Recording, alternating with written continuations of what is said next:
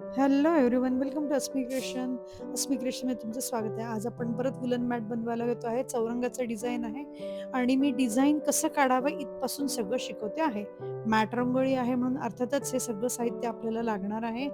त्याचबरोबर मी feather wool घेतलेली आहे.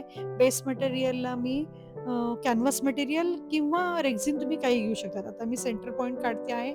या आधीच्या डिझाईनमध्ये मी तुम्हाला डिटेल दाखवलेत. अशा 2 घड्या मारायच्या आणि मग मध्यबिंदू याचा काढायचा, मध्य सेंटर पॉइंट हा काढून घ्यायचा आहे. त्यानंतर मी काय करते आहे, त्यानंतर मी बरोबर 24 सेंटीमीटरची लेंथ काढते आणि असं चौकोन करून घेते आहे. दोन्ही बाजूला 12-12 सेंटीमीटर आणि मग हे असं जॉईंट करून टाकते. जो मधला चौकोन जो आहे ना पांढरा त्याच्यासाठी. आता त्याच्यानंतर मी बरोबर 6 सेंटीमीटरला खूण करते आणि अशी सरळ रेष काढते. असं सगळ्या बाजूने मी तसंच करते. हे मधलं स्वस्तिक तयार झालं.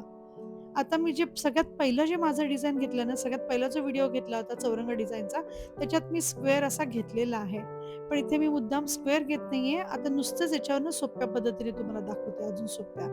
आता तर बघा, इथे काय करायचं, ग्लू घ्यायची आणि फक्त एक असा एक बरोबर मधल्या पॉइंटवरती, मधली जी रेष आहे त्याच्यावरती बरोबर ग्लू सहाय्याने आपण ही रेड कलरची वूल लावली, मरून कलरची.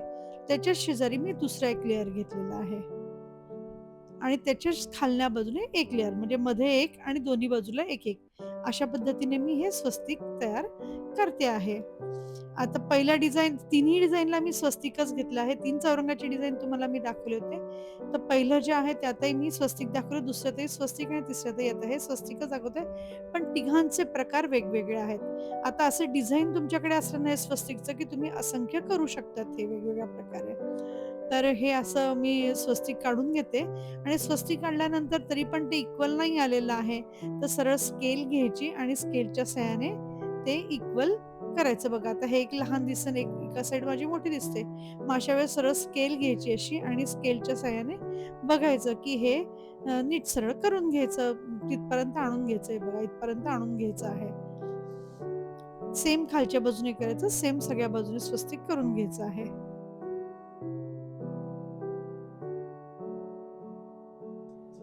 आता पांढरी वूल घेऊन त्याचा स्क्वेअर जो आहे ना, तो पूर्ण करायचा. जो एक स्क्वेअर आपण काढला होता ना, तो स्क्वेअर हा पेन्सिलचा दिसत नाहीये, पण तो स्क्वेअर पूर्ण करून घ्यायचा आहे.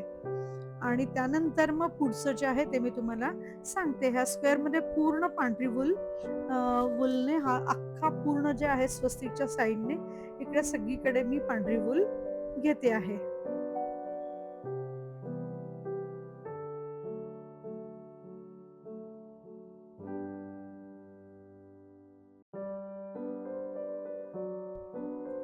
आता त्यानंतर येलो कलरच्या थ्रेडने मी बरोबर सरळ रेषेमध्ये येलो कलरच्या थ्रेडने हे जोडून घेते. म्हणजे हा जो समोरचा जो चौकोन आहे तो तुम्हाला जर आलं नाही तर तुम्ही आधी पेन्सिलने काढून घेतलं तरी चालेल इथे. आणि जर येत असेल सरळच तुमची रेष तर तुम्ही काढू शकतात. अजून एक तिसरी पद्धत म्हणजे अशी स्केल ठेवून तुम्ही ग्लूगनच्या सहाय्याने सरळ तुम्ही करू शकतात आणि पेन्सिलने रेष काढून देखील तुम्ही करू शकतात. बरोबर हे असं सरळ आणायचं आणि त्याबरोबर जो चौकोन आहे आधीच्या तिथून अशी सरळ रेष मारून ते भरून घ्यायचं आहे. त्याच्या आतलं जे आहे ते सगळं काही येलो कलरच्या वूलने, फेदर वूलने भरून घ्यायचं आहे. आणि ही पण डिझाईन खूप सुंदर दिसते अर्थातच आणि चौरंगावरती स्वस्तिक हे सुंदरच दिसत. आता याच येलो कलरने मी आतही सगळं भरून घेणार आहे मगाशी सांगितल्याप्रमाणे. आणि त्यानंतर मग मी ऑरेंज कलर घेईल, मग रेड आणि मग मरून. आता हे भरताना हा चौकोन जो आहे हा आता आपण असा घेतलेला आहे. तिन्ही चारी साईडने भरून घ्यायचा आहे. आता त्यानंतर मी घेणार आहे ऑरेंज कलर. ऑरेंज कलर पण मी चारी बाजूला लावून घेणार आहे. आता ऑरेंज कलरची किती तुम्ही दोनदा राउंड घ्यायचे की एकदा राउंड घ्यायचा आहे, म्हणजे त्या ऑरेंज कलरची जाडी ही तुम्ही तुमच्या मनाप्रमाणे इथून पुढच्या जाडी तुम्ही ठरवू शकता, की लांबी रुंदी किती घ्यायची, काय करायचं. म्हणजे लांबी तर तेवढीच असणार आहे, पण रुंदीला म्हणजे जाडीला ऑरेंज कलरची रुंदी ती तुम्ही एक वेढा घेणार आहे की दोन वेढा घेणार आहे हे तुम्ही तुमचंच ठरवू शकाल. आणि याचप्रमाणे याच्यानंतर तसं रेड कलरचं पण तुम्ही तुमच्या मनाने ठरवू शकणार आहे. कधी 2च वेडे ऑरेंज कलरचे कोणते घेतले, त्यानंतर रेड कलरचे 3 घेतले वेडे तर देखील चालणार आहे. आता हे तुम्ही तुमच्या कल्पनेप्रमाणे तुम्ही करू शकतात हे निश्चितच. आणि हे झाल्यानंतर पूर्ण